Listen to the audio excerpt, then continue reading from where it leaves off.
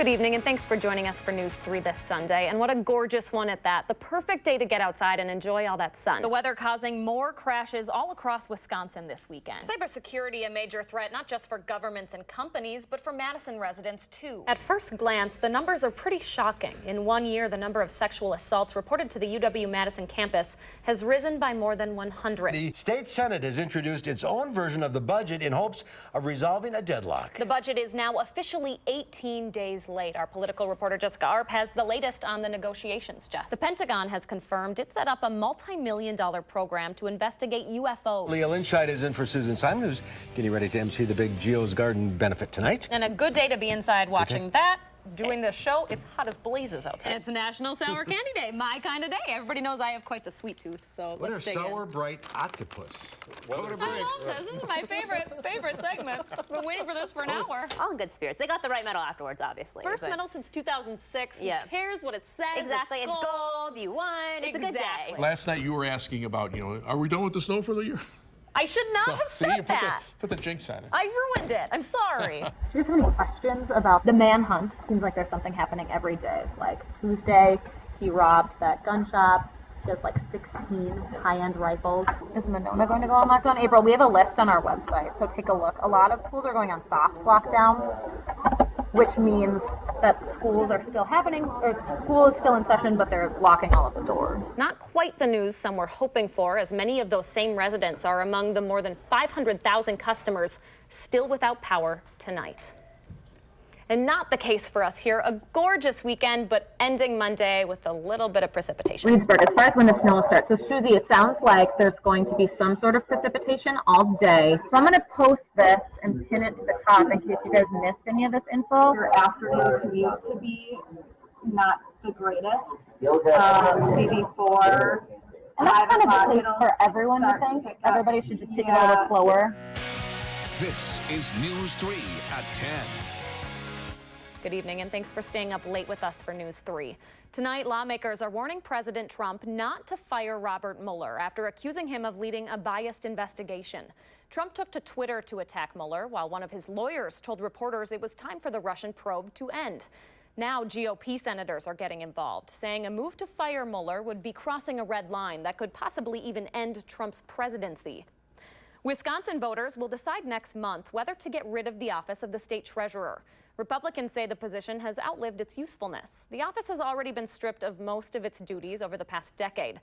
Supporters, though, say it's an essential check on executive power and deserves more responsibilities. Voters will make that final decision on April 3rd.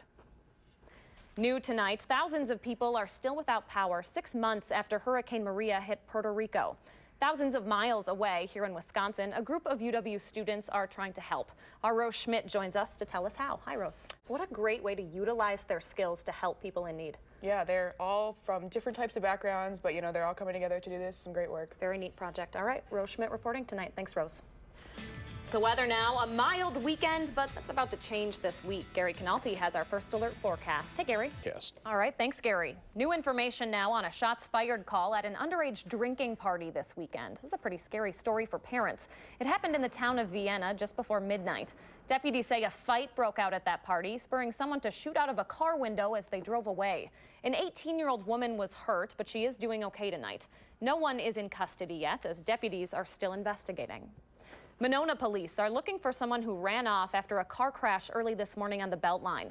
Officers say the car lost control near the Broadway exit and hit the concrete median head-on. One person inside jumped out and ran off, while the injured driver stayed behind. Police say speed and alcohol are factors in the crash. The driver is facing charges. A 25-year-old is in custody after a road rage incident involving brass knuckles. Police say the man threatened a parent and their child with the weapon on Madison's north side. Officers had to fight with the man to place him under arrest. He was ultimately booked on charges of disorderly conduct while armed and possession of cocaine. In Rock County, a Beloit man is facing charges after leading police on a high-speed chase that injured 4 people. Officers say Giorgio Beard was speeding down Highway 51 and refused to stop when police pulled him over. Beard was driving more than 100 miles per hour, running a red light, hitting 2 cars, and hurting 3 people in his own car, along with another person in a different car. He faces charges of hit and run causing injury and an OWI.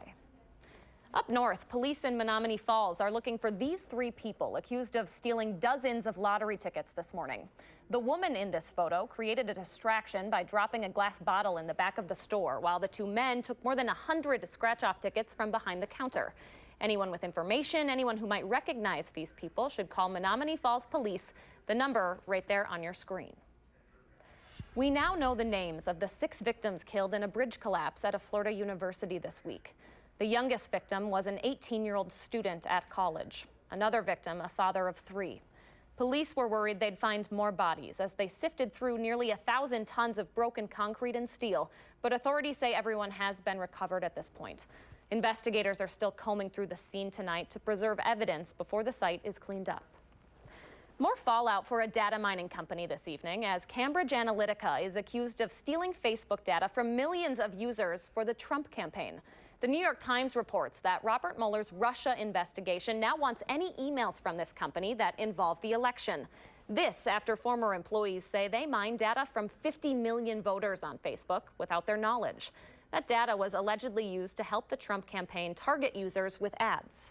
We spent $1 million harvesting tens of millions of Facebook profiles, and those profiles were used as the basis of the algorithms that became the foundation of Cambridge Analytica itself. The Trump campaign says that Facebook data was never used and that they only relied on information from the Republican National Committee. Facebook, meanwhile, has suspended that company's account. 1 month away from its release date, a book by former FBI Director James Comey is already topping bestseller lists. This morning, pre-order sales hit number 2 on Amazon's list and number 4 at Barnes & Noble. The upcoming release date is also getting some attention from the president on Twitter. Comey responding, quote, "The American people will hear my story very soon. They can judge for themselves who is honorable and who is not."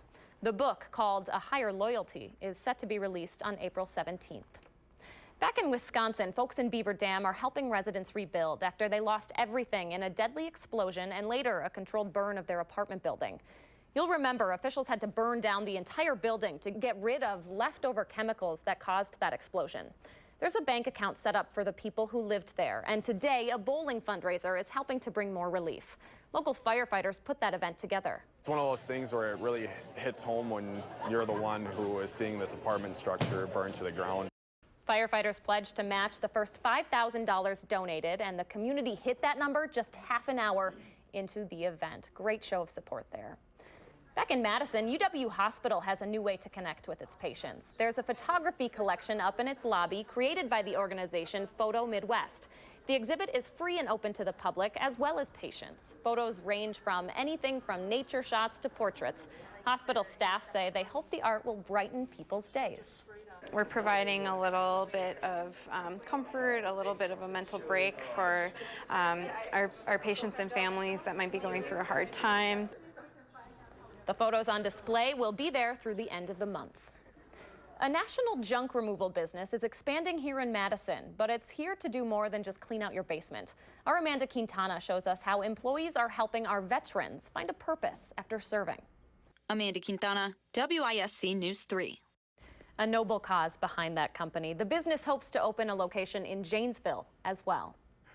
Still ahead tonight on News 3 at 10, warm weather means a new type of skiing for folks over at Tyrrell Basin. We'll explain what that is when we return. Overseas tonight, athletes are saying goodbye to Pyeongchang at the closing ceremonies of the 2018 Winter Paralympic Games. Nearly 600 athletes competed in 80 medal events across 6 different sports. Some of them from our own area. Wisconsin athletes competing in South Korea include 2 members of the Madison Curling Club, 1 from the Green Bay Curling Club, and a cross-country skier from Sun Prairie. Congrats to them. Back home, another competition bringing together athletes of all abilities at the Wisconsin Regional Disabled Hockey Festival. Teams from across the Midwest were in town to take part in special sled hockey. Madison's team, the Wisconsin Skeeters, had players from age 5 all the way up to 18. Coaches say the competition offers a space where people can really embrace who they are. The big battle that we have is just showing that we exist and that we are hockey players in addition to whatever else we are. You're not just your disability. Once you get in the sled, you're a hockey player, and it kind of ends there, which is nice. Great message there. The Wisconsin Skeeters are holding an open house at the end of April to let people try sled hockey for themselves. Well, all this warm weather isn't keeping Tyrrell Basin out of business. Employees there just getting a little creative. The Ski Spot held a pond skimming contest today. Skimmers ride down a slope on skis or a snowboard, then glide across the top of a thawed pond. Some success, like that gentleman right there, but lots of hard falls in the process, too. Tyrrell says this has become a season-end tradition. The fun could continue at Tyrrell Basin through next weekend, though. If it snows, the park will stay open for another week. I don't know if I want it to snow. I'd like to do some of that. I'm guessing, number one, that it won't stay open.